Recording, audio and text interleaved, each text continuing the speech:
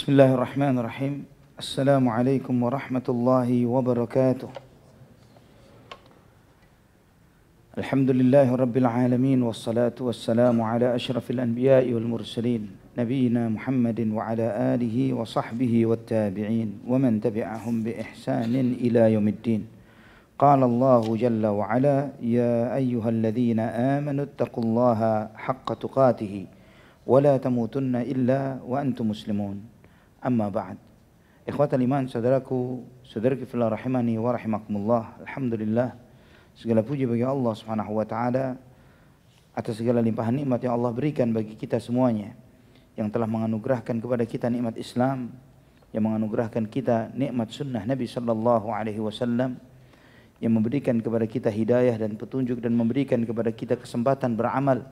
Waktu yang Allah Subhanahu wa taala berikan, kekuatan, kesempatan, ini semuanya adalah nikmat-nikmat besar yang dengannya kita layak untuk mensyukuri nikmat-nikmat tersebut. Ikhwatal iman rahimani wa rahimakumullah. Pembahasan kita dari kitab Mukhtasar Minhajul Qasidin masih tentang keutamaan ilmu. Yang tentang materi ini saya rujukkan dari beberapa literatur yang lainnya supaya kita menyadari bahwa agama ini, agama yang Allah Subhanahu wa taala anugerahkan kepada kita, dinul Islam, tidak seperti agama-agama di luar Islam yang mengajarkan doktrin kepada penganutnya, bahwa suatu keyakinan itu didoktrinkan, dipaksakan untuk diterima. Pokok kamu percaya bahwa si fulan anak Tuhan, kamu percaya bahwa Tuhan itu terdiri atas sekian oknum, kamu percaya Tuhan itu bisa berwujud menjadi sosok manusia atau binatang atau benda atau ini dan itu. Yang ini semuanya sesuatu yang tidak bisa diterima oleh akal sehat manusia. Berbeda dengan akidah Islam yang itu semuanya dibangun berdasarkan wahyu dari Allah Subhanahu wa taala dan sesuai dengan fitrah yang salimah, fitrah yang baik, yang bersih dan sesuai dengan akal yang sehat. Sehingga para ulama Islam, tidak sedikit dari mereka yang menunjukkan kebenaran dinul Islam ini berdasarkan wahyu yang Allah tunjukkan, dan itu semuanya sesuatu yang sangat logis dan bisa diterima oleh akal pikiran manusia. Itu diantara sebabnya kenapa agama ini termasuk agama yang paling besar, paling cepat berkembang pesatnya, terutama di negara-negara barat, karena mereka lebih mengandalkan kepada akal dan logika, dan mereka melihat bahwa apa yang disampaikan di dalam ajaran Islam, di dalam Al-Quran, di dalam sunnahnya, di dalam segala rukun-rukun imannya, dari iman kepada Allah sampai iman kepada takdir, semuanya sangat sesuai dengan akal pikiran manusia, sangat sesuai dengan fitrah manusia. Karena itulah Islam ini menjadi agama yang paling mudah disebarkan dan didakwahkan dan diajarkan, karena tidak bertentangan dengan akal pikiran manusia. Sebagian orang yang kemudian dengan keterbatasan logika dan cara berfikirnya, kemudian dia mencoba untuk mempertentangkan sebagian ajaran Islam dengan logika. Mereka mungkin karena ketidaksampaian atau karena keterbatasan ilmu yang ada pada dirinya, maka dia mengatakan bahwa ini bertentangan dengan akal. Bukan akal seluruh umat manusia, tapi akal subjektif dirinya. Bahwa orang itulah akal dia yang mengatakan bahwa itu bertentangan.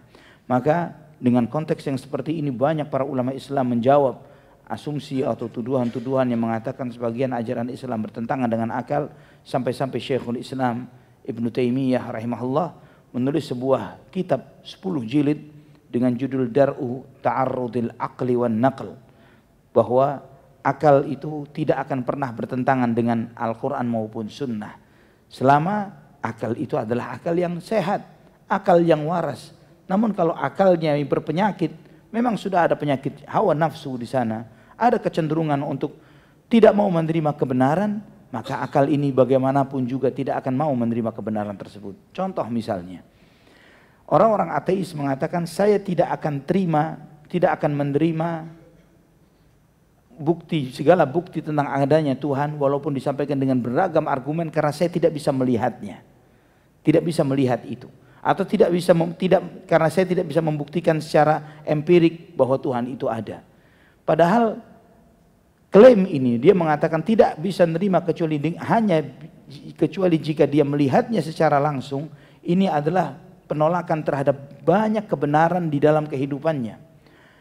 Kenyataannya di kehidupan kita, ikhwafillah rahimani wa rahimakumullah, banyak realita, kenyataan, dan kita anggap itu sebagai sebuah kebenaran walaupun sumbernya adalah informasi yang sampai kepada kita, walaupun kita tidak mengetahui secara pasti dengan ilmu kita bahwa hal itu adalah sesuatu yang benar.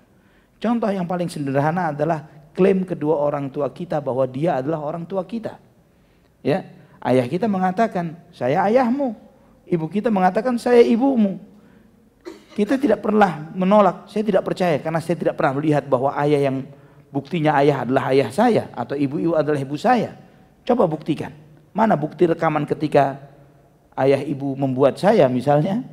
Ya, atau ketika saya dilahirkan benar-benar dari ibu ini, kita tidak pernah mengatakan seperti itu. Termasuk silsilah nasab kita, kita dari keturunan A atau B dan lain sebagainya. Dan juga sebagian besar ilmu pengetahuan, walaupun di tangan para ilmuwan sekalipun, mereka hanya membenarkan berdasarkan informasi yang sampai kepada mereka tanpa ada pembuktian lebih lanjut.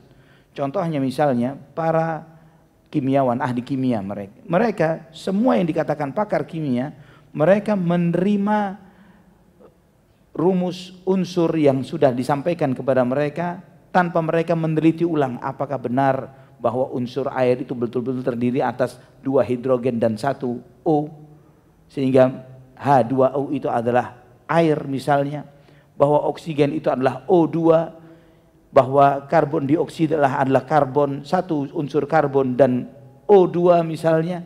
Ini semuanya mereka terima dan mereka hafalkan tanpa ada pembuktian lebih lanjut. Saya nggak percaya dengan teori-teori ini, saya mau meneliti sendiri, mau membuktikan sendiri bahwa benar air adalah H2O misalnya. Mereka tidak melakukan itu. Mereka benar-benar menelan mentah-mentah informasi yang sampai kepada mereka dan mereka mengembangkan penelitian selanjutnya berdasarkan informasi dan berita yang thiqah, ya, berita yang bisa dipercaya bahwa itu adalah berita yang valid. Ini menunjukkan kepada kita, ikhwah fillah rahimani wa rahimakumullah, bahwa Islam adalah agama yang sangat memuliakan akal manusia.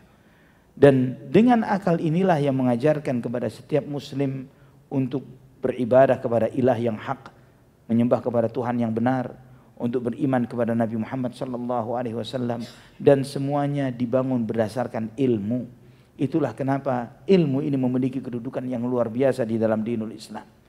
Setiap para ulama selalu menegaskan tentang pentingnya ilmu, karena ilmu ini yang ketika suatu iman, suatu keyakinan, akidah didasari dengan ilmu, tidak mudah diombang-ambingkan, tidak mudah dibelokkan. Sebagian kaum muslimin yang kemudian murtad, mereka pasti ketika dia menjadi seorang muslim bukanlah seorang muslim yang berilmu. Semua bisa menyatakan itu. Dia akan tahu, akan sadar bahwa ya dia murtad wajar ketika dia muslim, dia nggak sholat, dia tidak mempelajari Islam dengan benar, apalagi dia mengamalkan Islam, dia tidak menjalankan ajaran Islam dengan baik. Maka karena memang ketika statusnya sebagai muslim dia berada di pinggirannya Islam, maka dengan gampang dia keluar dari dinul Islam. Berbeda dengan orang-orang kafir yang kemudian menjadi mu'allaf. Sebagian besarnya mereka menjadi mu'allaf setelah mereka melakukan penelitian, pengkajian, pembelajaran. Maka tidak sedikit dari mereka ketika menjadi muslim tiba-tiba jadi ustadz. Walaupun ini bukanlah sesuatu yang tepat, ya, mengustadkan seorang mu'allaf bukanlah sesuatu yang tepat. Karena mu'allaf sebagaimana statusnya adalah orang yang baru masuk Islam. Dia harus masih banyak belajar tentang Islam ini sebelum dia diberikan porsi untuk duduk, untuk mengajar dan menyampaikan ilmunya kepada yang lainnya. Ikhwah fillah rahimani wa rahimakumullah.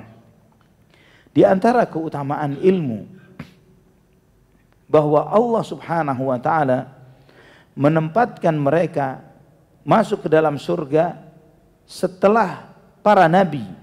Setelah para nabi, sebagaimana Nabi SAW menyampaikan dalam hadis yang disahihkan oleh Syekh Al-Albani dalam Sahih Al-Jami' As-Saghir, inna Mu'adz bin Jabal yataqaddamul ulama yaumal qiyamati biratwah.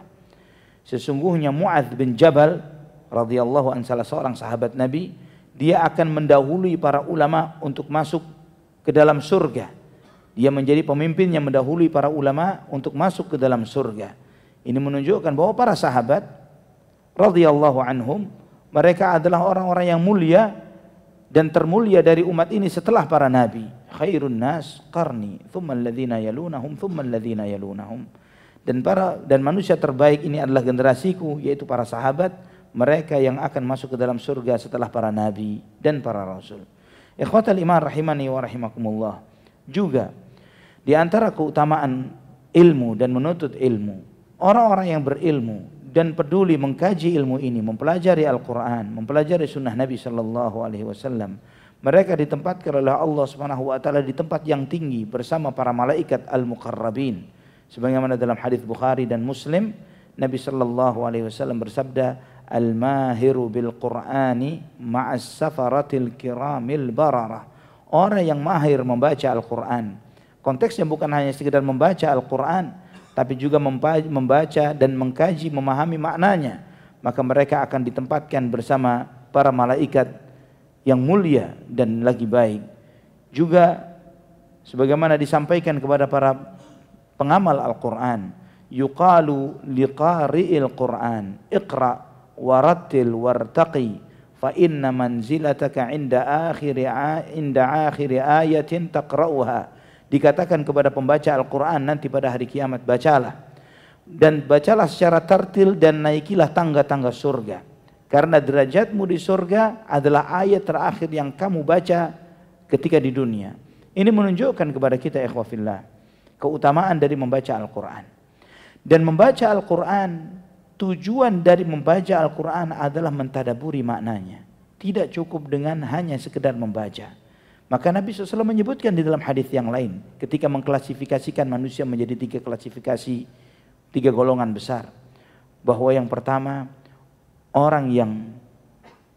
seorang mukmin yang tidak membaca Al-Quran, mukmin tidak membaca Al-Quran, seperti kurma, nggak ada baunya tapi manis rasanya. Orang munafik baca Al-Quran seperti raihana, seperti bunga. Ya, munafik baca Quran. Apakah ada munafik baca Quran? Ini contoh Nabi SAW menyebutkan. Orang munafik membaca Al-Quran itu seperti bunga, baunya harum tapi jangan coba dimakan, pahit. Ya, harum tapi pahit. Kemudian ketika Nabi SAW menyebutkan orang mukmin yang membaca Al-Quran, ya perumpamanya seperti sebuah buah yang baunya harum, rasanya enak. Mungkin seperti misalnya mangga, ya, atau jeruk misalnya, baunya enak dan dimakan juga enak. Atau bagi yang suka durian mungkin, ya, ini baunya enak dan dikonsumsi juga enak.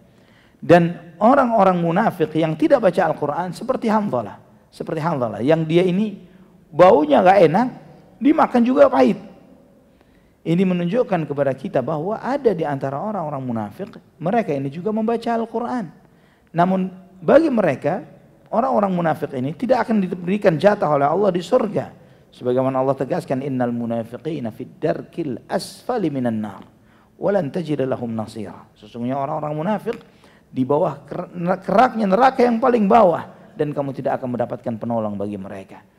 Maka membaca Al-Quran harus diiringi dengan iman. Membaca Al-Quran tujuannya adalah untuk memahami apa yang dia baca dan untuk mengamalkan. Karena Al-Quran bukanlah sebuah kitab jimat yang diulang-ulang untuk dibaca, diulang-ulang untuk seperti kita mengulang-ulang mantra tertentu. Tapi ini adalah sebuah kitab pedoman hidup. Ketika kita memahami maknanya, kita mengamalkan isinya, akan memperbaiki kehidupan kita. Ikhwatal iman rahimani wa rahimakumullah. Juga kita, sebagaimana sabda Nabi SAW menyampaikan tentang wajibnya menuntut ilmu.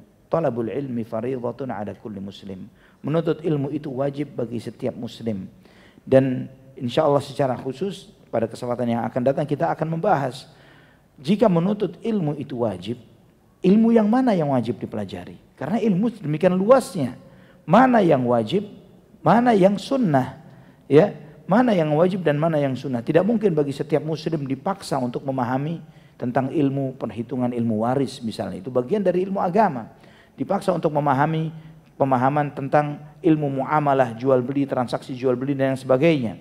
Yang muamalah ini terus berkembang konsep dan metodenya, dan itu butuh pendalaman dari para ulama.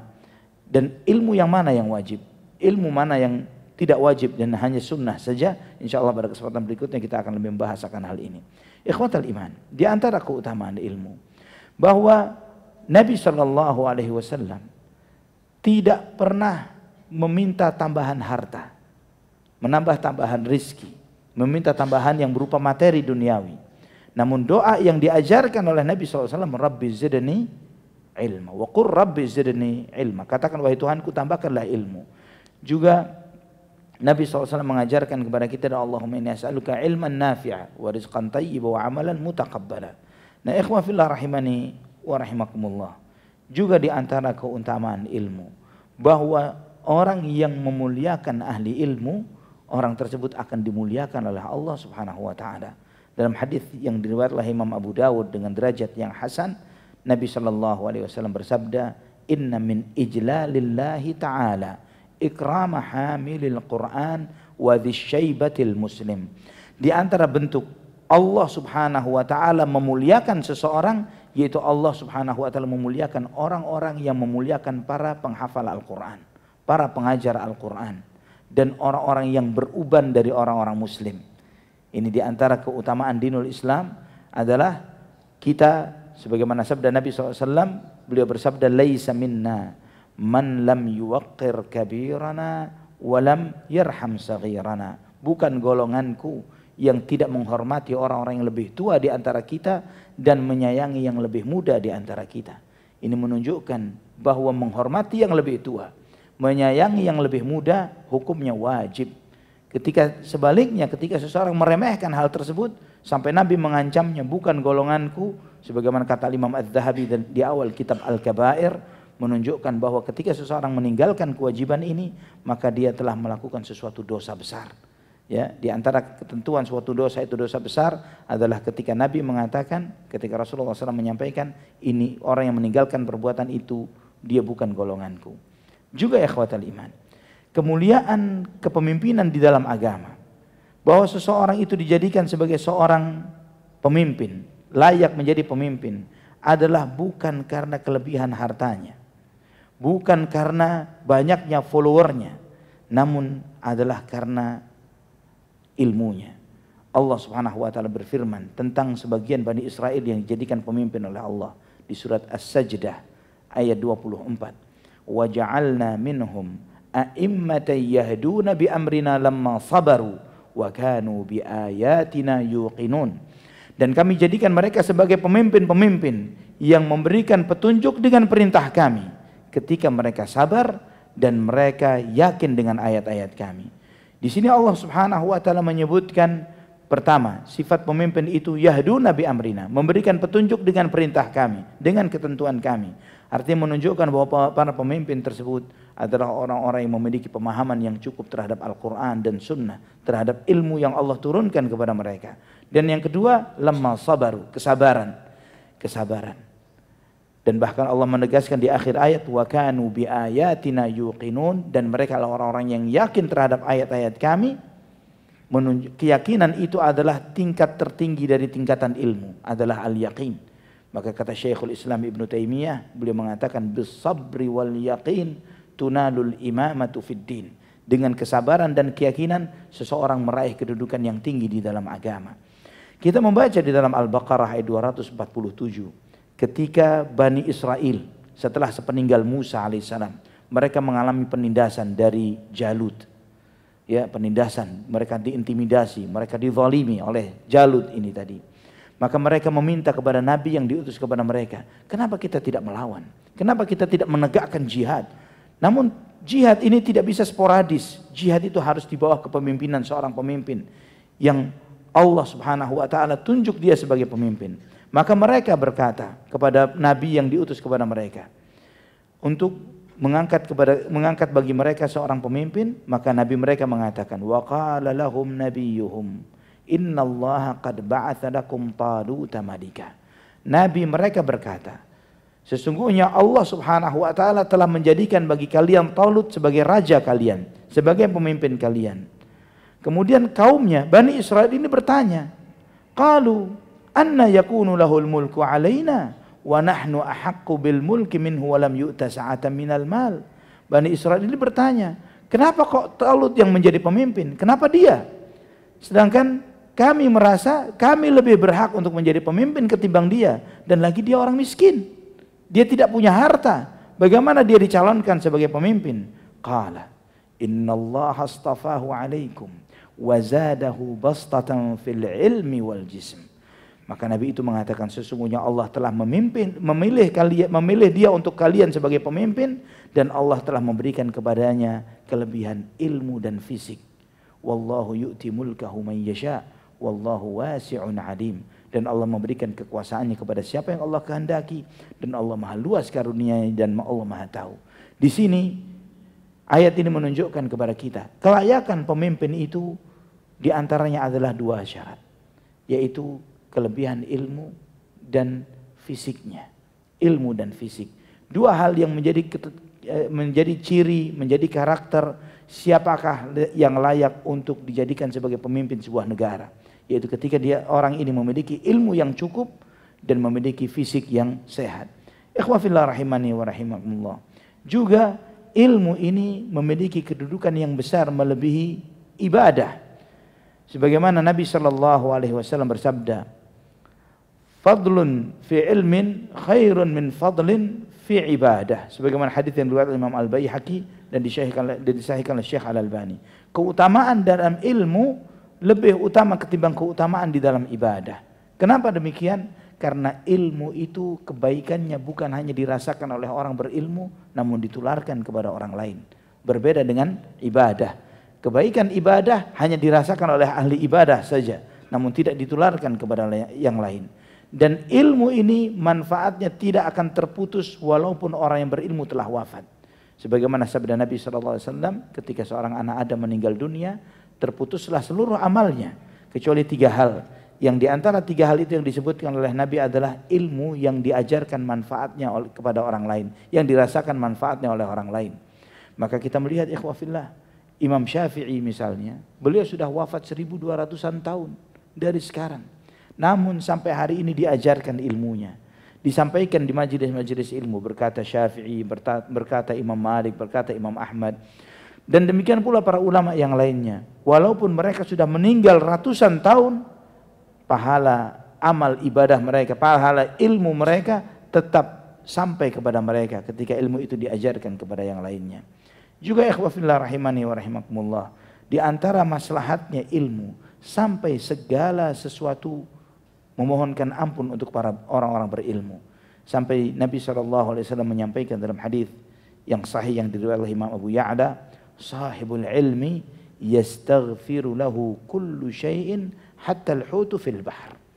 Orang yang berilmu segala sesuatu memohonkan ampun untuknya sampai ikan di lautan. Kenapa demikian? Karena maslahatnya ilmu dirasakan oleh siapapun. Jangankan muslim, kafir pun mendapatkan maslahat dari ilmu. Kenapa demikian? Dari ilmunya orang-orang berilmu. Kenapa? Karena sebagaimana para ulama mengajarkan bahwa tidak boleh mengganggu orang-orang kafir. Para ulama mengajarkan sebagaimana sabda Nabi SAW, man qatala mu'ahadan lam yarah raihatal jannah. Barang siapa yang membunuh orang kafir yang ada perjanjian damai dengan kaum muslimin, dia tidak akan mencium bau surga. Orang kafir merasakan maslahat dari ilmunya orang-orang berilmu. Para ulama yang mengajarkan sabda Nabi SAW ketika beliau menyampaikan, saya melihat di tempatku berdiri ini seorang wanita yang diazab di neraka gara-gara seekor kucing yang diikatnya, yang dia tidak melepaskannya, yang dia tidak memberi makan kucing tersebut dan tidak melepaskannya untuk mencari makan sendiri. Dan ini dirasakan maslahatnya oleh binatang. Para ulama yang menyampaikan hadis Nabi SAW bahwa ada seorang wanita pezina yang dia diampuni dosanya oleh Allah karena dia memberi minum kepada seekor anjing yang kehausan, dan dia turun ke sumur dan dia mengambil air minum dengan sepatunya. Dan kemudian sahabat bertanya, ya Rasulullah, afil bahaimi ajrun, apakah berbuat baik kepada binatang ternak juga dapat pahala? Fi kulli kabadin ratbatin ajar, setiap kamu berbuat baik kepada hati yang basah, artinya kepada seluruh makhluk hidup, kamu akan mendapatkan pahala. Siapa yang merasakan maslahat dari ilmunya orang-orang berilmu ini, apapun, walaupun binatang pun mendapatkan maslahat dari ilmunya orang-orang berilmu. Maka dengan ini, kenapa Sebagaimana sabda Nabi SAW, sampai binatang, sampai ikan di lautan pun memohonkan ampun untuk orang-orang berilmu. Dan ikhwatal iman, juga para ulama membandingkan mana lebih baik, ilmu atau harta. Ilmu atau harta. Dan ini dijelaskan oleh Imam Ibnu Qayyim dalam beberapa kitab beliau. Beliau membandingkan antara ilmu dan harta. Di antaranya, ilmu itu adalah warisannya para nabi. Adapun harta, warisan orang-orang kaya dan raja-raja. Siapa yang paling mulia di antara manusia yang pernah hidup di muka bumi? Para raja, para pemimpin, atau para nabi? Ini yang pertama. Kemudian yang kedua, ilmu menjaga pemiliknya. Sedangkan harta semakin banyak, pemiliknya semakin kerepotan untuk menjaganya. Tapi ilmu malah menjaga pemiliknya. Ilmu itu, di antara keutamaan ilmu dibandingkan harta, ilmu semakin disedekahkan, semakin diajarkan, semakin disampaikan, semakin bertambah. Beda dengan harta.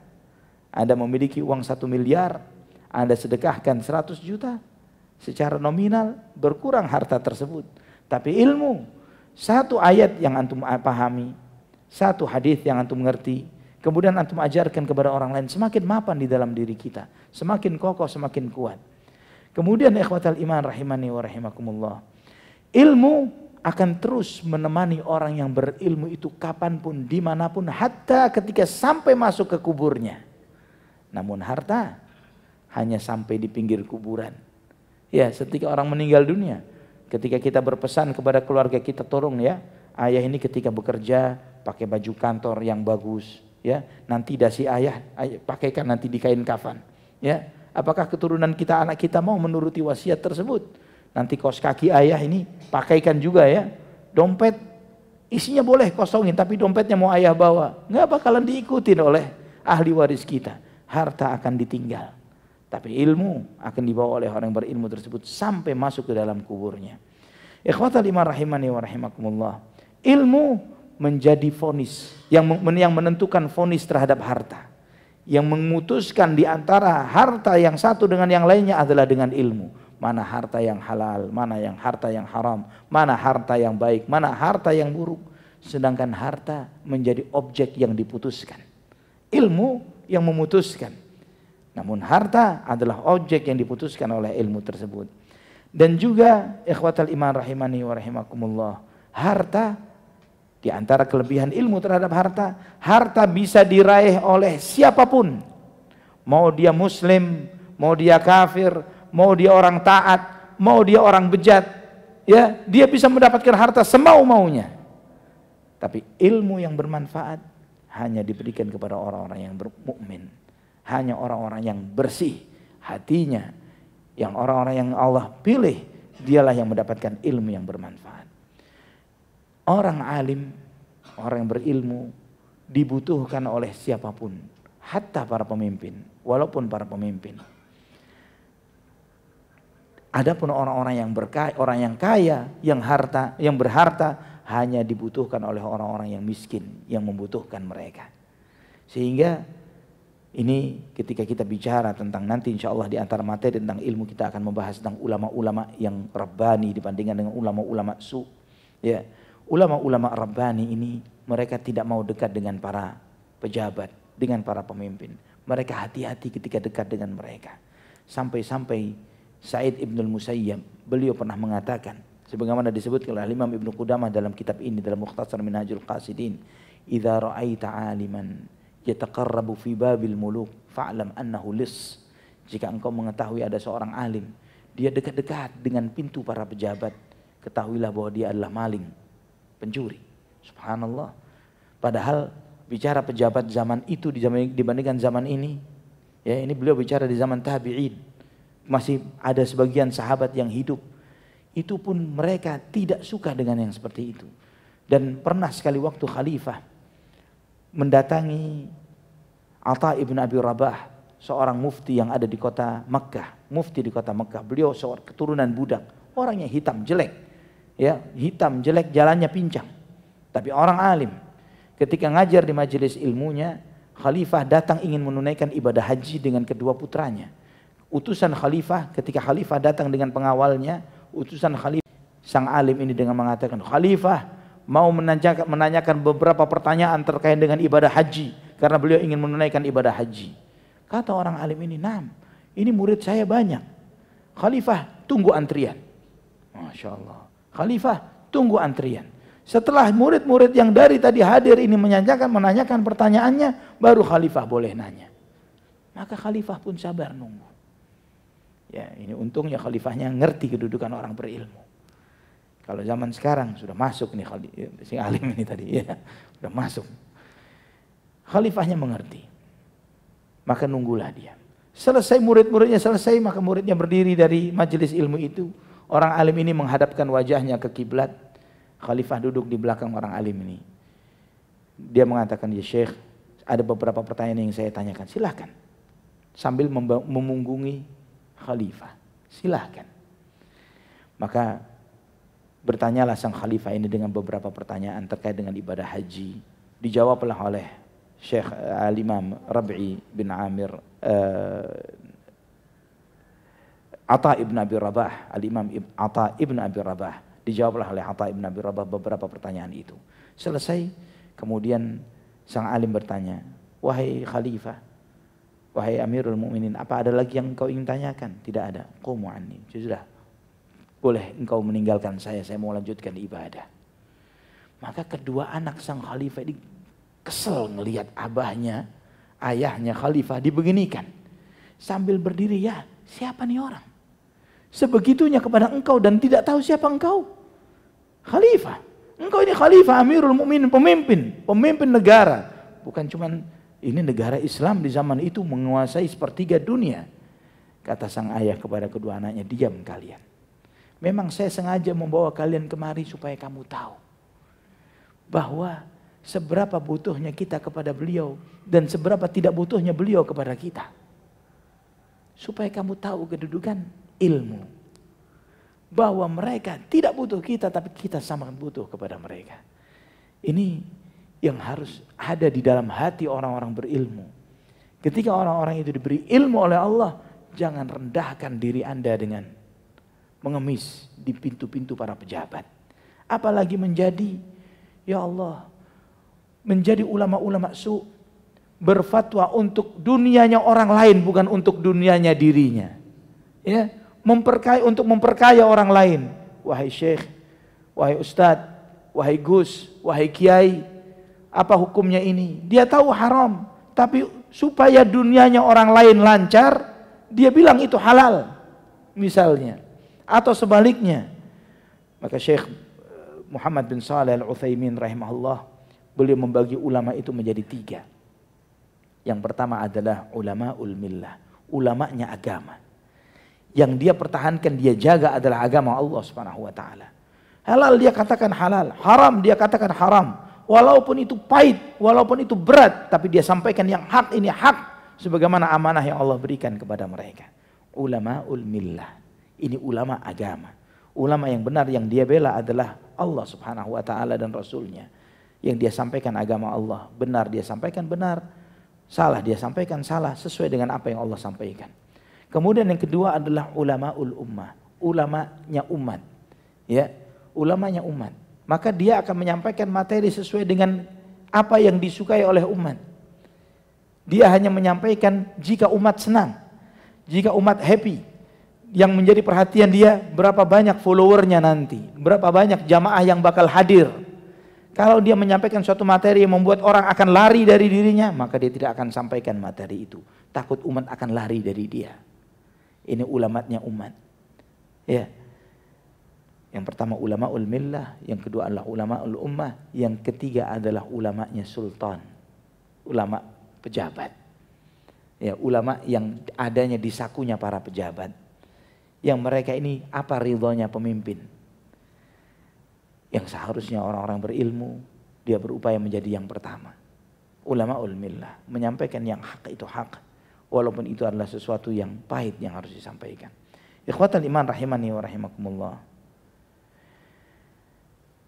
Di antara keutamaan ilmu dibandingkan harta, terkadang orang yang memiliki harta bisa bangkrut. Bisa bangkrut. Karena kondisi tertentu menyebabkan hartanya habis. Karena krisis atau yang lainnya. Namun ilmunya orang-orang berilmu tidak akan bisa dibangkrutkan. Ya. Karena kok seorang berilmu misalnya kemudian dibangkrutkan oleh pengadilan, diambil ilmunya semuanya, enggak mungkin. Tidak mungkin dia dibangkrutkan, diambil ilmu pada dirinya. Dan juga ikhwatal iman rahimani wa rahimakumullah. Harta mengajak pemiliknya untuk lebih perhatian dan peduli kepada dunia. Untuk care terhadap dunia. Namun ilmu semakin bertambah selalu mengingatkan pemiliknya kepada akhirat. Dan akhirat jauh lebih baik daripada dunia. Khairu wa abqa. Akhirat itu lebih baik dan lebih kekal. Juga ikhwatal iman rahimani wa rahimakumullah. Di antara keutamaan ilmu dibandingkan harta, betapa sering harta itu menjadi sumber malapetaka bagi pemiliknya. Dia mendapatkan harta itu sekarang, dia dapatkan miliaran, triliunan. Tiba-tiba tidak lama setelah itu dia pakai rompi oranye. KPK. Ya, musibah. Menjadi sumber malapetaka bagi dirinya. Mungkin ketika dia lagi membuat makar untuk merencanakan harta ini dapat sampai ke sakunya, sampai ke rekeningnya, dia happy. Wah, dia kebayang, sebentar lagi saya akan mendapatkan uang sejumlah ini dan itu dan lain sebagainya. Dia merasa beruntung banyak dengan itu. Tapi tidak sedikit dari pemilik harta ini menyesali kenapa dia ngantongin harta tersebut. Tidak sedikit, padahal belum meninggal dunia, belum mengalami hisab akhirat. Baru di dunia dia menyesal dengan itu semuanya. Namun sebaliknya ilmu akan memberikan kehidupan bagi orang yang berilmu itu hatta setelah kematian orang berilmu ini. Ketika antum mengaji kitabnya para ulama, berkata Syafi'i, berkata Imam Nawawi, berkata Syekhul Islam Ibnu Taimiyah, seakan orang-orangnya masih hidup, seakan-akan orangnya masih hidup. Ketika ada orang bertanya kepada orang alim, Ustaz bagaimana hukumnya ini? Oh kata imam ini begini, kata Syekh bin Baz begini, kata Syekh Muhammad bin Shalih Al-Utsaimin begini. Seakan-akan orangnya baru jawab ke kita. Seakan-akan orangnya memang lagi eksis, lagi hidup di antara kita. Padahal mereka sudah wafat semuanya. Mereka sudah wafat. Al-Albani mensahihkan, Al-Albani mendhaifkan. Seakan-akan beliau hidup di antara kita untuk menjawab, menjadi mufti terhadap pertanyaan-pertanyaan kita. Padahal mereka sudah wafat. Ilmu kehidupan bagi pemiliknya walaupun orangnya sudah wafat. Dan di antara keutamaan ilmu dibandingkan harta, bahwa ilmu itu memberikan kebahagiaan yang langgeng. Semakin seorang itu berilmu, semakin jelas apa pilihan yang harus dia pilih di dalam kehidupan. Berbeda dengan harta. Harta itu kebahagiaannya sesaat. Orang berharta mungkin dia bisa, bahagia itu butuh harta kata mereka. Benar, dia membeli kebahagiaan dengan traveling, dengan jalan-jalan, dengan membeli apa yang dia suka. Tapi setelah dia dapatkan apa yang dia inginkan, apakah kebahagiaan itu terus bersama dengan dirinya? Seseorang itu akan merasa bahagia ketika dia menginginkan sesuatu. Setelah sesuatu yang dia inginkan dia dapatkan, sudah biasa. Biasa. Antum mengharapkan gadget tertentu. Wah, happy, senang membayangkan. Atau kendaraan tertentu. Tapi setelah kebeli, kendaraan itu ada di parkiran kita, udah biasa. Ternyata bagusnya, indahnya sebelum dimiliki. Ya, namun tidak dengan ilmu. Kebahagiaan ilmu itu akan terus dirasakan siang dan malam. Akan mengarahkan orang pemilik itu ketika dia salah jalan, ayo belok, balik. Ini kamu salah jalan nih.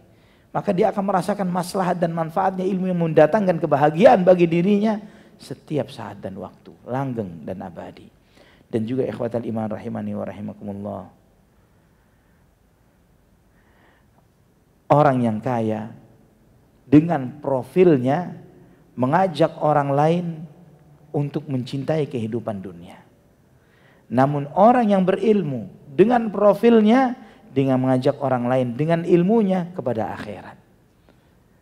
Antum melihat ketika antum mengikuti riwayat hidup orang-orang yang kaya misalnya. Antum baca tentang siapa misalnya investor top, Warren Buffett misalnya. Atau membaca tentang Jeff Bezos misalnya. Yang antum bayangkan akhiratnya itu dunia. Pasti urusan dunianya. Tapi ketika kita bicara misalnya orang alim dan lagi kaya, misalnya Abdullah ibnul Mubarak, alim di kalangan tabi'in, dia itu importer eksportir besar, dia membiayai banyak para ulama, kaya raya. Atau Sa'ad ibn Abi Waqqas, atau Abdurrahman bin Auf, atau Abu Bakar As-Siddiq misalnya, atau Uthman ibn Affan. Memang orang-orang yang kaya raya yang luar biasa. Sa'ad ibn Abi Waqqas, peninggalannya luar biasa warisannya. Abdurrahman bin Auf, harta warisannya ini bongkahan emas dibagi pakai kapak, bukan ditimbang gram-graman. Ya, bongkahan emas yang dibaginya pakai kapak emas. Ini, tapi ketika kita menyebut figur-figur ini tidak kebayang dunianya, kebayang bagaimana kehidupan akhirat mereka. Uthman ibn Affan sampai hari ini, ketika antum ke kota Madinah, wakafnya Amirul Mukminin Uthman ibn Affan masih bisa antum lihat. Ya, wakaf Uthman ibn Affan 1400-an tahun. Allahu Akbar. Ini, tapi ketika kita menyebut sosok Uthman tidak kebayang dunianya. Yang kita bayangkan adalah ilmunya, imannya, ketakwaannya, akhiratnya. Inilah perbedaan sosok dan figur orang-orang yang berilmu dan orang-orang yang berduit dan berharta. Ketika antum bicara tentang para imam-imam yang tadi disebutkan nama-namanya, coba ditanya, waktu Imam Malik hidup, pejabat yang hidup di zaman itu siapa? Ada yang kebayang? Siapa nama khalifahnya? Nggak tahu. Imam Syafi'i, Imam Malik, Ibnu Taimiyah, tidak kebayang siapa nama pejabatnya. Tapi kebayang nama-nama orang-orang ini langgeng terus menerus. Inilah perbedaan antara ilmu dan harta. Dan masih banyak lagi keutamaan yang lainnya, ikhwatal iman rahimani wa rahimakumullah, yang insyaallah kita akan sampaikan pada kesempatan berikutnya, yang juga kita akan mempelajari apa itu ilmu yang bermanfaat, apa ilmu yang wajib dan ilmu yang sunnah. Kita akan juga mengetahui bagaimana ciri-ciri ulama-ulama Rabbani dan ciri-ciri ulama-ulama dunia, ulama-ulama su. Kita juga akan mempelajari apa sih manfaatnya belajar agama, apa sih yang seharusnya ada pada diri orang-orang berilmu, orang-orang yang menuntut ilmu setelah dia merasa dia telah belajar. Apa yang harusnya, sifat-sifat apa yang ada pada orang-orang berilmu atau seorang penuntut ilmu setelah dia sekian lama menuntut ilmu ini. Semoga apa yang kita pelajari memberikan manfaat bagi kita semuanya. Dan yakini ya ikhwafillah, kita ini sudah di jalur, di track yang benar, ya, bahwa kita di atas dinul Islam. Ilmu agama yang memuliakan ilmu cukup sebagai bukti. Wahyu pertama yang Allah firmankan kepada Rasulullah SAW adalah Iqra. Iqra bismi rabbikal ladzi khalaq. Khalaqal insana min 'alaq, dan seterusnya. Bacalah dengan nama Tuhanmu yang telah mencipta, yang menciptakan manusia dari segumpal darah. Semoga Allah Subhanahu wa taala menjaga keistiqamahan kita di atas Islam dan iman sampai kita menghadap Allah Subhanahu wa taala. Aqulu qauli hadza, subhanakallahumma wa bihamdik, asyhadu an la ilaha illa anta astaghfiruka wa atubu ilaik. Wassalamu alaikum warahmatullahi wabarakatuh.